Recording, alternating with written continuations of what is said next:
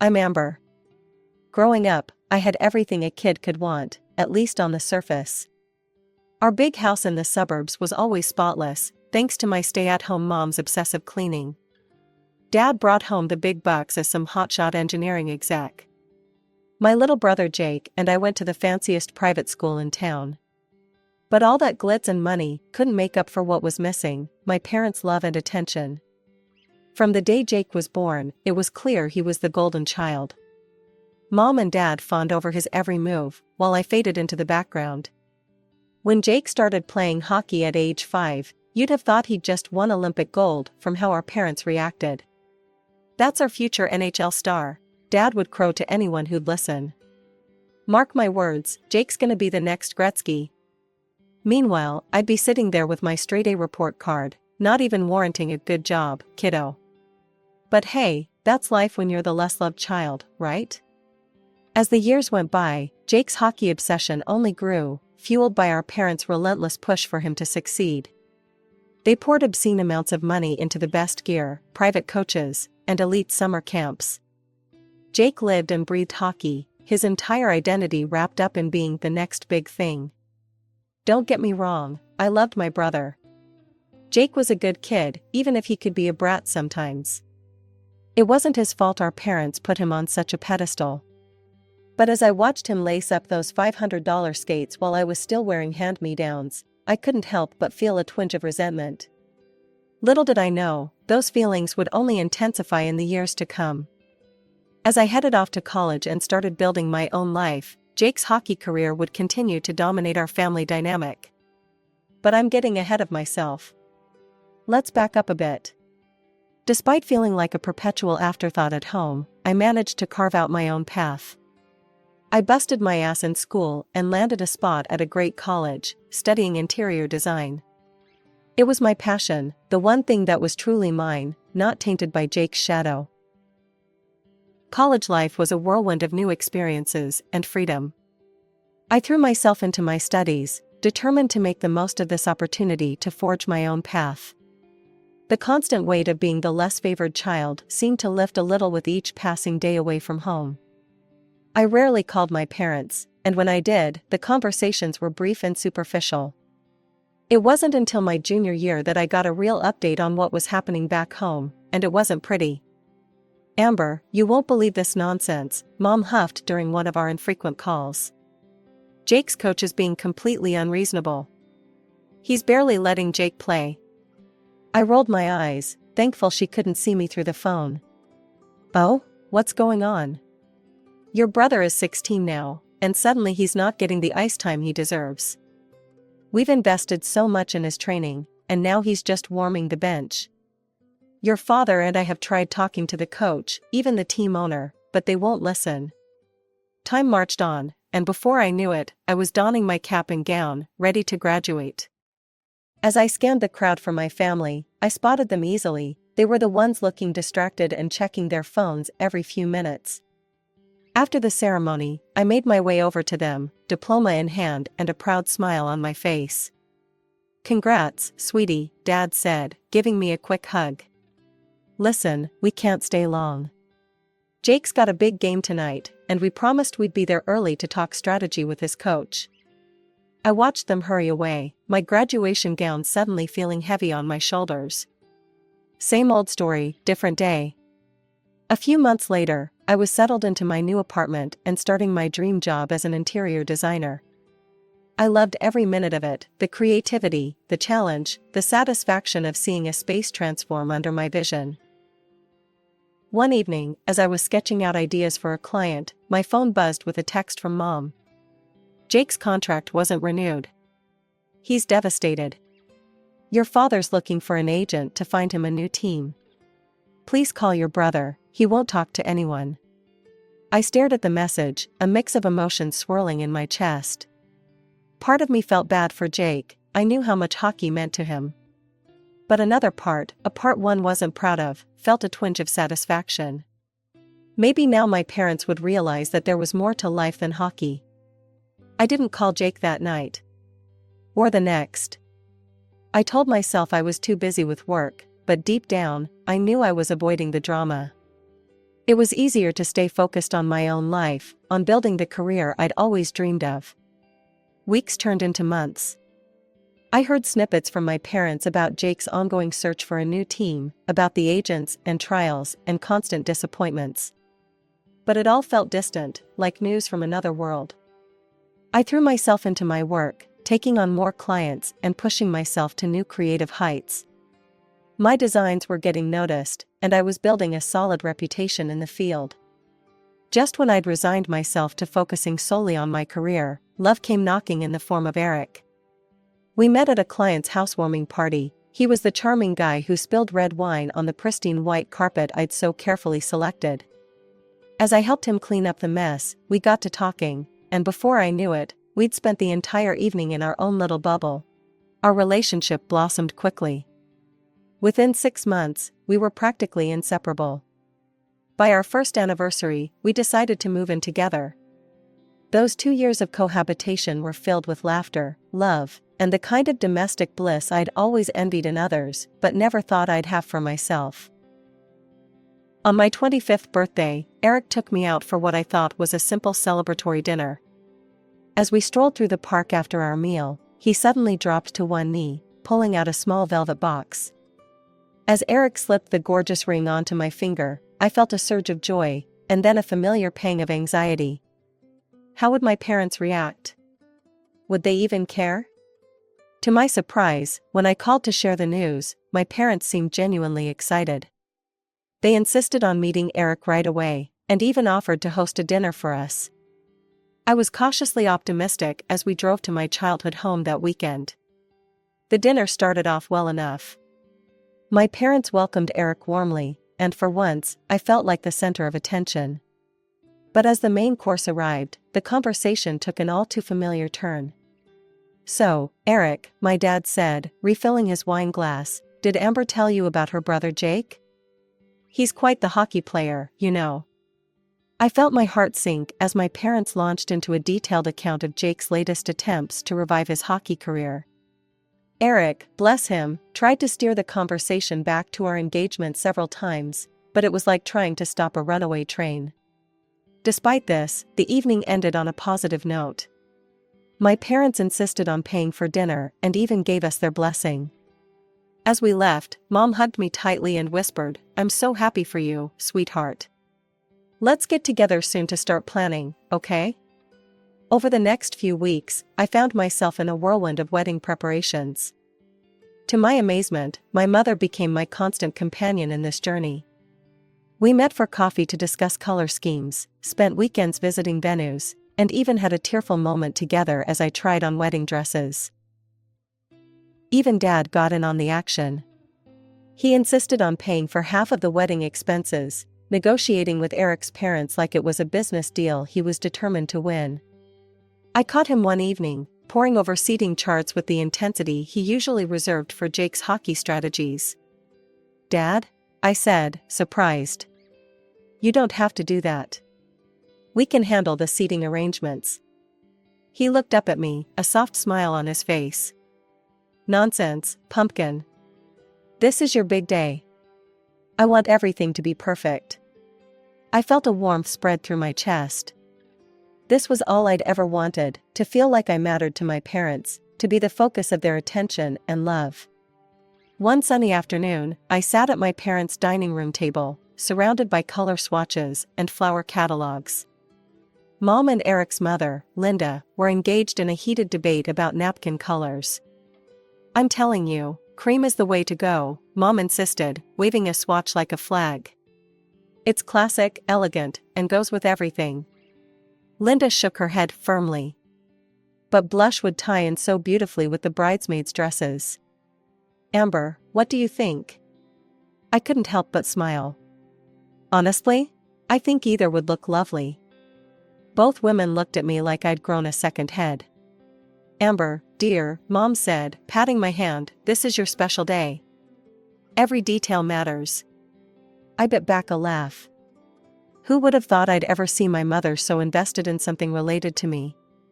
It was almost comical. The great napkin debate was followed by an equally passionate discussion about the music playlist.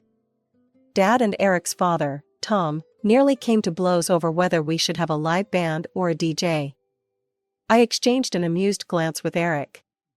Maybe we could have both? I suggested. A band for the ceremony and dinner, and a DJ for the dance party after? Both men looked at me with newfound respect. Now that's using your noggin, Dad said proudly. See, Tom? My girls got it all figured out. But even as I basked in this newfound parental attention, reality had a way of creeping in. Just as we were finalizing the venue details, Mom's phone buzzed. Her face lit up as she read the message. Oh, this is wonderful news. Jake's got a tryout with a team in Calgary next week. And just like that, the spell was broken. That's great, I said, trying to keep the disappointment out of my voice. We'll need to reschedule our cake tasting, Mom said, already typing furiously on her phone. Your father and I need to fly out with Jake. This could be his big break. This became a recurring theme over the next few weeks. For every wedding plan we managed to nail down, there was a Jake-related interruption. A venue walkthrough was cancelled because of Jake's crucial training session. A meeting with the florist was cut short when my parents had to rush Jake to a last-minute interview with a scout. One evening, as Eric and I were going over the guest list, I broke down. I don't get it, I sobbed into Eric's shoulder. They're spending thousands on flights and hotels for Jake's hockey pipe dream, but they can't stick around for one lousy florist appointment? Eric held me close, stroking my hair. I know it's hard, babe. But hey, at least they're helping with the wedding costs, right? That's something. I nodded, wiping my eyes. He was right, of course. The old Amber would have been furious, ready to call off the whole thing and elope. But I was trying to be more understanding, more mature. The days flew by in a flurry of final wedding preparations. Despite the occasional Jake-related hiccup, I was riding high on a wave of excitement and anticipation. Everything was falling into place, the venue was perfect, the flowers were ordered, and my dress fit like a dream. I could almost taste the happiness that awaited me on my big day. Just a week before the wedding, I was going over last-minute details with our planner when my phone buzzed. Mom's name flashed on the screen. Hi, Mom. I was just about to call you about the rehearsal dinner tomorrow. Amber, honey, Mom cut in, her voice tense. About that, we need to talk. Your father has an urgent business trip, and we're going to have to reschedule the rehearsal. And, well, we might need to postpone the wedding date too. I felt like I'd been doused with ice water. I'm sorry, what? Mom, please tell me you're joking.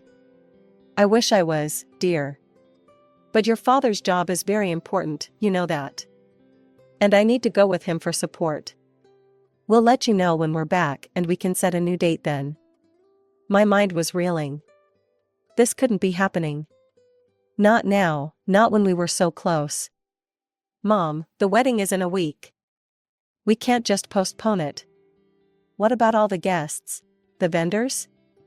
Everything's paid for. I know it's inconvenient, Amber, but sometimes these things happen. You'll understand when you're older. I ended the call in a daze, my carefully constructed world crumbling around me. How could they do this? After all the progress we'd made, all the moments I thought we'd shared, was I still so unimportant to them? Eric found me an hour later, curled up on our bed, tears streaming down my face. I poured out the whole story, my words punctuated by sobs. We spent the next few hours brainstorming solutions. Could we postpone? What would it cost? Could we do it without them? Nothing felt right. As night fell, I found myself mindlessly scrolling through social media, seeking any distraction from the chaos in my head. That's when I saw it, a post from Jake that made my blood run cold. Eastern Europe, here I come.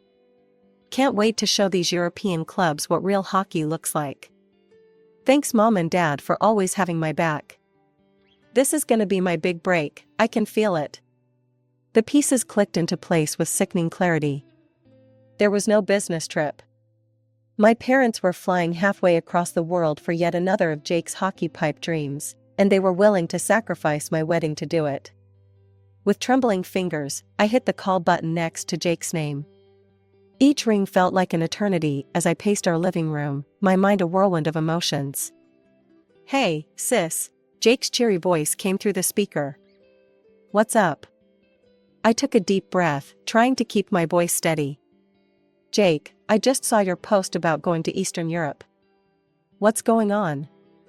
"Oh man, it's incredible," he gushed, his excitement palpable even through the phone. "Mom and Dad are the best, you know? They're paying for everything, the flight, my agent, a swanky hotel. They're even coming with me for support. Can you believe it?" My heart sank. So it was true. "When exactly are you going?" I asked, dreading the answer. "We leave next Friday. The tryouts start on Sunday, and—" "Next Friday?" I cut him off, my voice rising. "Jake, that's my wedding day." There was a pause, then Jake chuckled. "Oh yeah, I forgot about that. Well, you can always reschedule, right? This is a once-in-a-lifetime opportunity for me." I felt like I'd been slapped. "Reschedule? Jake, it's my wedding. How can you even suggest that?"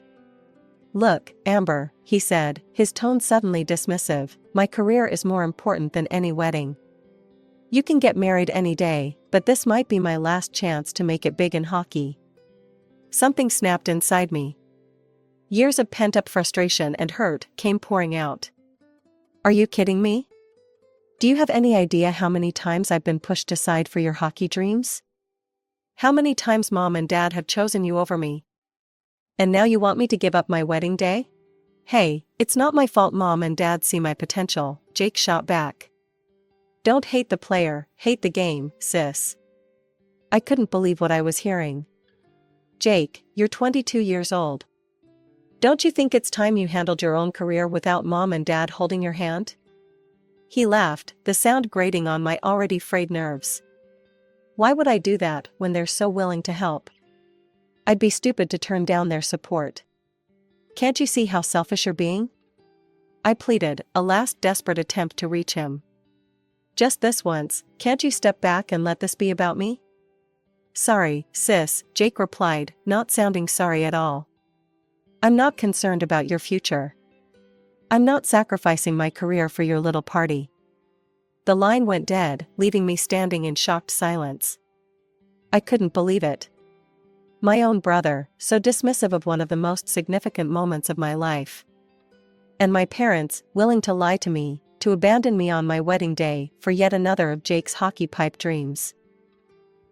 Fury bubbled up inside me, hot and overwhelming. Why should I have to put my life on pause for Jake? Why couldn't my parents be honest with me? The unfairness of it all was suffocating. I sank onto the couch, my mind reeling. All those years of trying to understand, of making excuses for their behavior, of hoping things would change, it all felt so pointless now. The drive to my parents' house was tense, the air thick with unspoken words. Eric squeezed my hand reassuringly as we pulled into the driveway. "You've got this," he whispered, and I nodded, drawing strength from his support. Mom answered the door, her smile faltering as she took in our serious expressions. "Amber, Eric, what a surprise. Come in, come in." We found Dad in the living room, engrossed in what looked suspiciously like flight bookings on his laptop. He quickly closed it as we entered. "Mom, Dad," I began, my voice steadier than I felt, "we need to talk about the wedding. And about Jake's trip to Europe." Their faces fell, guilt flashing across their features before they composed themselves. "What about Jake?" Dad asked, feigning innocence. "I told you, I have an important business trip." "Stop," I cut him off, my patience wearing thin. "I know the truth. Jake told me everything."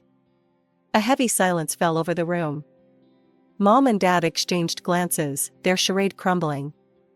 "All right," Mom sighed. "Yes, we're going with Jake to Europe for his hockey tryouts. But Amber, you have to understand."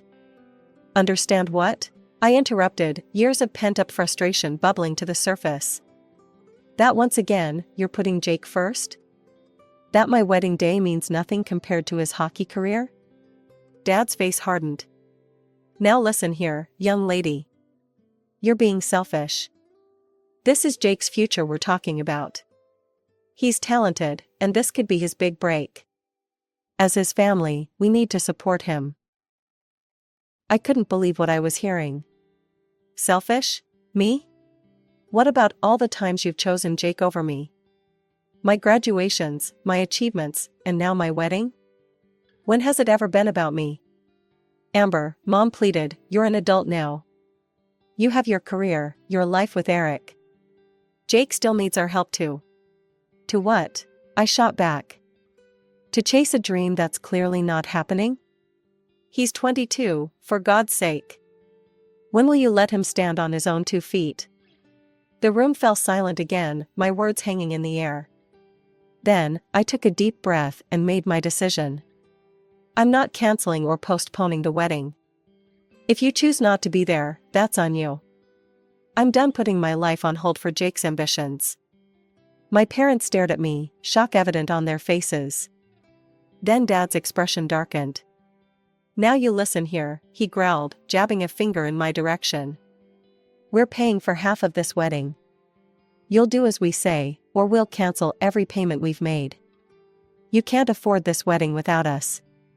I felt Eric tense beside me, ready to jump to my defense, but I squeezed his hand, silently asking him to let me handle this. Actually, Dad, I said, my voice calm despite the storm of emotions inside me, we can. Eric and I are prepared to take out a loan to cover your half. We'll pay you back in full for every cent you've spent. The next week was a whirlwind. We went ahead with the wedding rehearsal, the bachelor and bachelorette parties, all the final preparations. Through it all, a small part of me kept hoping that my parents would come to their senses, that they'd show up and apologize. They didn't. The morning of my wedding day dawned bright and clear, as if the universe itself was celebrating with us. The ceremony was everything I'd ever dreamed of and more.